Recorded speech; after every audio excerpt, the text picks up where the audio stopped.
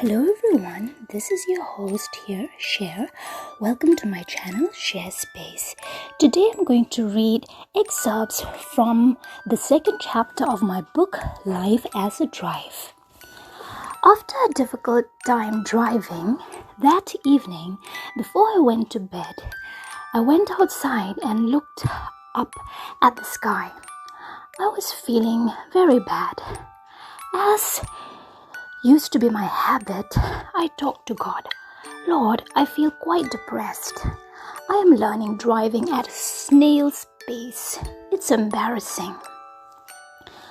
After I shared my thoughts with God, the answer that I got was, my grace is sufficient for you. After I got that reply, I prepared to go to bed.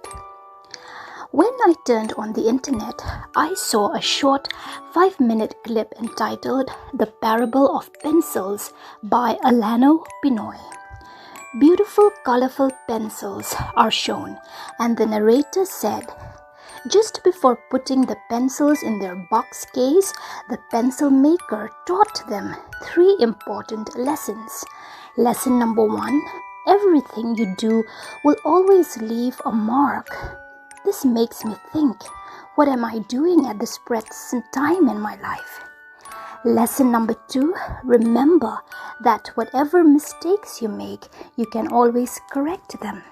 This gives me hope that I can correct my mistakes and improve. Lesson number 3, remember what is most important is inside of you. This also touched my heart. Lesson number 4, at times you will have to undergo painful sharpenings which will only make you better. This is also so very true. I know that in life I will have to undergo a lot of painful sharpenings in order to improve myself. Lesson number 5, in order to be the best pencil, you must allow yourself to be held and guided by the hand that holds you. I understand that the hand that holds me is the hand of God, and I will have to be guided and held by His hand if I want to be the best version of myself. Then it continued, we all need to be constantly sharpened. The parable will encourage you to know that you are a special person with unique talents and abilities. Never allow yourself to get discouraged and think that your life is insignificant and cannot be changed. We, like the pencil, must always remember that the most important part of who you are is what is inside of you.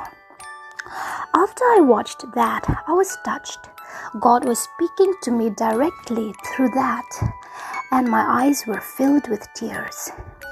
Even though that day, after I thought I failed and was disappointed in myself, God made it a point that I would come across this parable of pencils so that it would encourage me. I know that it's not a coincidence that I came across this clip. God had prepared it from the beginning of creation. He knew exactly what I would need at a particular point in my life.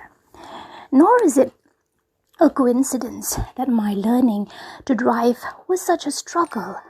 Had it been easy, I won't have learned the beautiful lessons that He taught me, and I won't have been able to come up with this book, Life as a Drive.